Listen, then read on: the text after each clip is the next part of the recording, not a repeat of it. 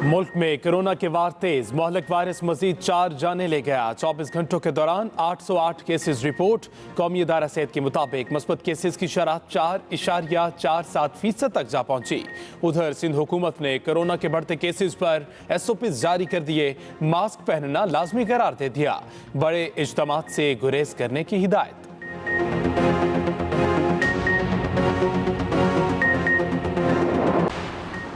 वज़ीर आला पंजाब का दोबारा इंतखाब 22 जुलाई को होगा। सुप्रीम कोर्ट का हुक्म, अदालती फैसले पर परवेज इलाही और हमजा शहबाज का इत्तेफाक। इमरान खान भी नए ज़िमनी इंतखाबात तक हमजा शहबाज को वज़ीर आला मानने पर मशरूत रजामंद। अदालत ने दौरान समाअत तहरीक इंसाफ को 2 ऑप्शन दिए। 2 दिन में दोबारा इंतखाब पर मान जाएं या फिर हमजा शहबाज को 17 जुलाई तक वज़ीर आला तस्लीम कर लें।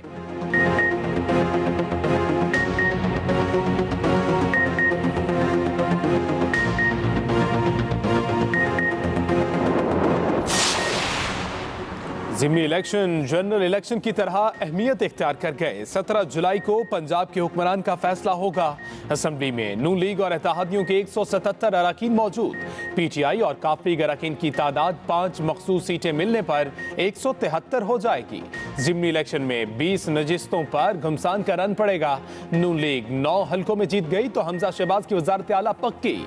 PTI को 13 नशिस्तों पर मैदान मारना होगा।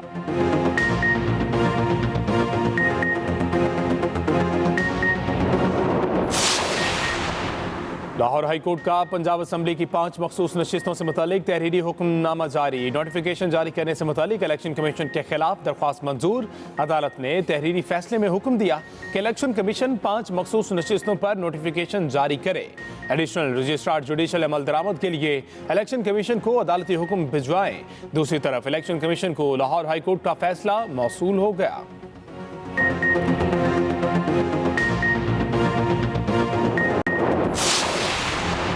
लाहौर में सीनियर सहाफ़ी अयाज मीर पर नामालूम अफराद का हमला, तशद्दुद का निशाना बनाया। अयाज मीर कहते हैं वो निजी TV में प्रोग्राम करके निकले ही थे कि नामालूम अफराद ने रोक लिया। 6 नामालूम अफराद ने उनको और उनके ड्राइवर को तशद्दुद का निशाना बनाया। अयाज में अमीर की मेडिकल रिपोर्ट में तशद्दुद साबित। दोनों आंखों, होंठ, सीने और घुटने के जोड़ पर चोट के निशानात मौजूद। थाना कला गुजर सिंह में मुकदमा दर्ज कर लिया गया।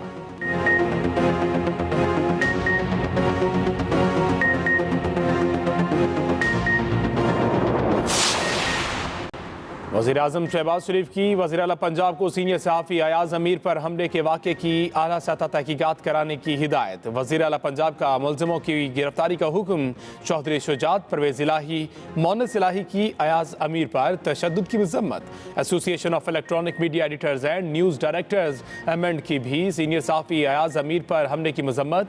सदर CPN कासिम खान ने कहा, आज़ादी सहाफ़त का हर मुमकिन तहफ़्फ़ुज़ करेंगे।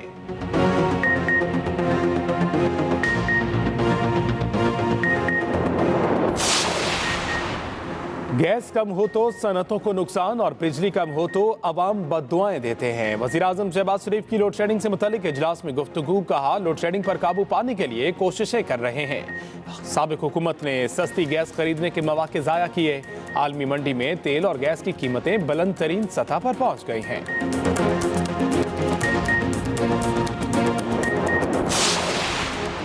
तहरीक इंसाफ का इस्लामाबाद परेड ग्राउंड में आज जलसा करने का ऐलान। पंडाल में तैयारियां जारी। इमरान खान की परेड ग्राउंड में आमद, तैयारियों का जायजा लिया। ट्वीट में लिखा, हुकूमत रूस से सस्ता तेल खरीदने के बजाय अवाम पर बोझ डाल रही है। अवाम महंगाई के खिलाफ हमारे एहतजाज में शिरकत करें।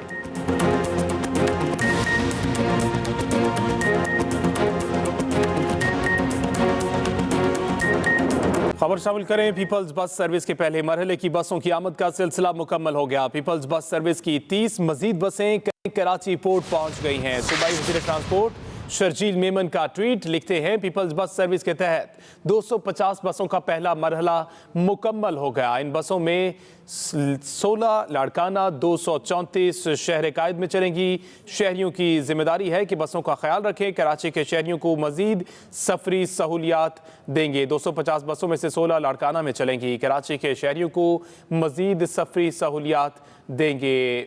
वफाक वजीर शर्जील मेमन की जानिब से ये कहा गया, पीपल्स बस सर्विस सर्विस की 30 मजीद बसें कराची पोर्ट पहुंच गई हैं। पीपल्स बस सर्विस के तहत 250 बसों का पहला मरहला मुकम्मल हो गया। सूबाई वजीर शर्जील मेमन की जानिब से यह भी कहा गया कि 250 बसों में से 16 लड़काना 234 शहर कायद में चलेंगी। शहरियों की जिम्मेदारी है कि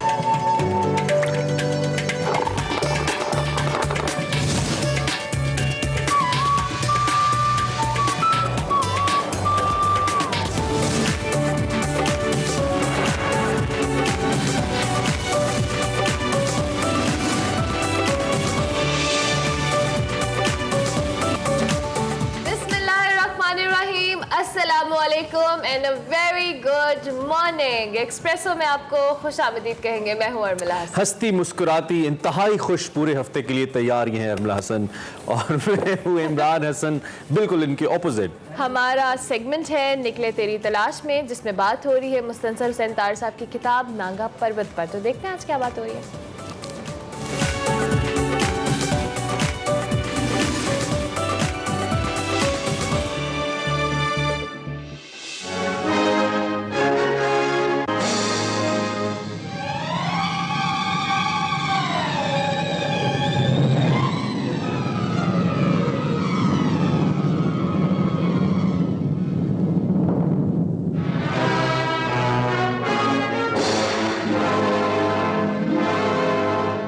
अस्सलाम वालेकुम, मैं वकार अहमद और आप देख रहे हैं निकले तेरी तलाश में।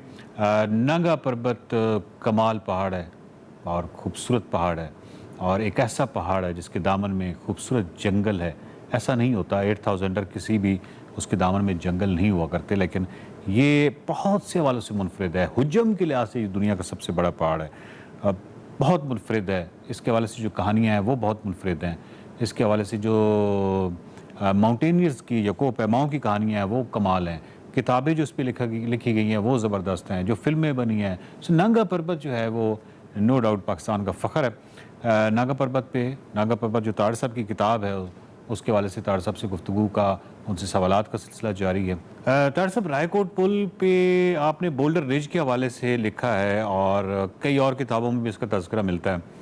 अच्छा, क्योंकि एक तो ये आपने रास्ता एक और इख्तियार किया था, एक तो ये शायद प्रॉब्लम है, और पुराने ज़माने में जो एक्सपीडिशंस जाती थी नांगा पर्वत को सर करने, तो वो भी एक और रास्ता इख्तियार करती थी जो कि अभी ब्रिगेडियर असलम वाला रास्ता है। ये जिस तरफ से लोग जाते हैं जीप से, ये रास्ता नहीं था, रास्ता कोई और था।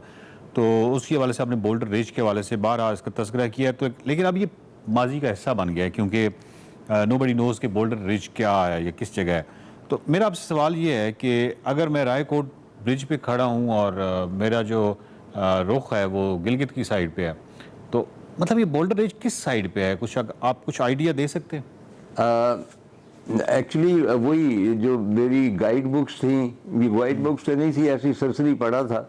अब मैं डिपेंड कर रहा था कि जो तातो से आए थे, दो शायद आए थे, एक वो अब्दुर्रहमान थे, एक और थे, तो उनको मालूम होगा कि जाना किधर है, क्योंकि we had absolutely no idea कि वहाँ पहुँचते कैसे हैं।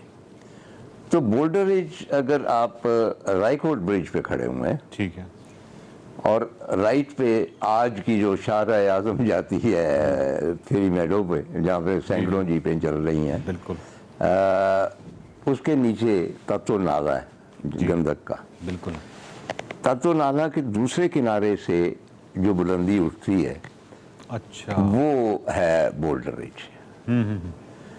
और वहाँ तक जाने के लिए जब आप रायकोट से चलते थे, अब तो ज़ाहिर मतरूक हो चुका है रास्ता, तो एक ब्रिज क्रॉस करते थे, तातू का नाला क्रॉस करते थे, और उसके बाद काफ़ी एक प्लेन सी जगह आती थी और उसमें बहुत सारे पत्थर थे, और वहाँ से फिर आहिस्ता आहिस्ता चढ़ाई शुरू होती थी। एक ऑब्वियसली एक बहुत ही मखदूश किस्म का छोटा सा रास्ता था, क्योंकि वहाँ से तातू के लोग सिर्फ वहाँ से आते थे, वो उनका रास्ता था, और वो आहिस्ता आहिस्ता बुलंद होता चला जाता, और उसकी चढ़ाई इतनी नहीं है मतलब कि मैं कहूँ कि बहुत मुश्किल था, ऐसा नहीं है, लेकिन एट टाइम्स जहाँ जहाँ वो मुअल्लक है वो सूरत हाल बहुत खौफनाक थी। और वो ये था कि भाई यानी आप इधर चटाने और खुश चटाने, और आप चल रहे हैं, और अगर आपने कुछ चीज़ उठाई हुई है, रुकसैक वगैरह, अगर उस चट्टान से लगता है और आपका बैलेंस ख़राब हो जाता है तो स्ट्रेट अवे नीचे वो जो 1-1.5 किलोमीटर नीचे तातू का नाला जो है वो नज़र ही नहीं आता, ऑलमोस्ट इतना डीप होता है जब आप बुलंदी पर होते हैं। सिर्फ उसकी जो बू होती है गंधक की, वो आप तक पहुंच रही होती। तो इसका बोल्डर रिज का जो सबसे खौफनाक element, at that time I was told कि यहाँ पे 1-2 डेथ्स भी हो चुकी हैं पास में, क्योंकि लोगों को पानी नहीं मिला। और पानी के लिए हमने ये बंदोबस्त किया कि वहाँ से एक बड़ा कैन ख़रीदा, जो पेट्रोल के कैन नहीं होते, प्लास्टिक का बड़ा, उसको हमने पानी से भर लिया, वो हमने गधे पे रख लिया। हुआ ये कि वो अब सेव करते रहे कि इसको हाथ नहीं लगाना। और सुबह 3 बजे के करीब चलना पड़ता है, क्योंकि बॉर्डर रिज पे जब हो जाती है, दोपहर हो जाती है तो सनस्ट्रोक भी हो सकता है, गर्मी इतनी ज़्यादा होती है, मतलब एक्सट्रीम एलिमेंट्स हैं। तो वो हम सुबह चले हैं और धूप जब उतर आई है तो उस वक्त हमें प्यास महसूस हुई और हमने वो कैन खोला और जब पानी पिया तो उसी वक्त उबकाई आई वो पानी सारा बाहर। रीज़न बीइंग कि हमने गलती की, हम एक्सपीरियंस नहीं थे। बाद में हमें बताया गया कि जी आपने यूज्ड कैन लेना है जिसमें पानी इस्तेमाल होता रहा हो। वो ब्रांड न्यू कैन था प्लास्टिक का। तो वो पानी जब हमने रखा है और उसके बाद हीट पड़ी है तो प्लास्टिक की बू उसमें शामिल हो गई और वो पीने के काबिल ही नहीं है। मतलब बहुत मुश्किल से, अगर आप करेंगे भी अंदर उसको, आप कभी ट्राई कीजिए तो वो बाहर आ जाएगा। तो एक तो हमारे लिए ये एकदम एक खौफनाक हकीकत हमारे सामने आई। चुनाचे जब प्यास बहुत हुई तो अब्दुर्रहमान को हमने कहा, तो उसने कहा कि जी आप थोड़ा ठहरो, आगे एक जगह है वहाँ पे बारिश का पानी जमा हो जाता है, वो हम पी लेंगे। तो अब वहाँ पे फैंटेसीज, आपको पता है हाइट भी होती है, प्यास भी लगी हुई, तो हमारे ज़हन में वो है कि बड़ी ठंडक खूनगी वाला एक तालाब है जिसमें मछलियाँ तैरती फिरती हैं, उसमें नहाएंगे और उसमें पानी पिएंगे वगैरह वगैरह। लेकिन जब हम वहाँ पे पहुँचे हैं तो वो साइड पे रॉक्स जो थी उसमें ज़्यादा ज़्यादा इतना सा शिगाफ था, इतना, और उसमें पता नहीं कब बारिश हुई थी वहाँ पे, तो तब का पानी था। और पानी में वाज़ेह तौर पे मतलब मट्टी वट्टी तो थी, कोई प्रॉब्लम नहीं, लेकिन उसके साथ ही उसमें कुछ झींगर वगैरह तैर रहे थे, पता नहीं क्या क्या, वो मच्छर वगैरह, वो बहुत था। तो मसीह ने तो पीने से इनकार कर दिया। तो मैंने तो आंखें बंद की, उसके ऊपर रखा मुंह और मैं सारा पी गया। तो ना चाहिए, आई फेल्ट बेटर। उसके बाद मुझे पता